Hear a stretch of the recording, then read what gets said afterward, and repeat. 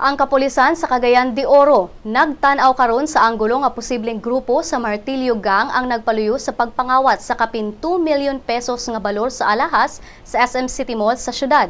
Si Cagayan de Oro Police Chief Graciano Mijares naingon nga gi-verify nila ang reports kabahin sa Martillo Gang nga una nang namiktima sa Luzon. Apan wala sab nila gisalikway ang posibilidad nga posibleng laing grupo ang mitulis sa maong tindahan.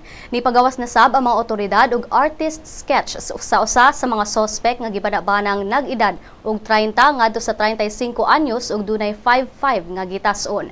Nasayarang upat ka mga suspects ang nisulod sa mall nga duna di ay dalang mga armas apan wala nabantayan. Samtang ang mga suspect dito na sa hardware store sulod sa mall ni palit og pipe wrench ug martilyo.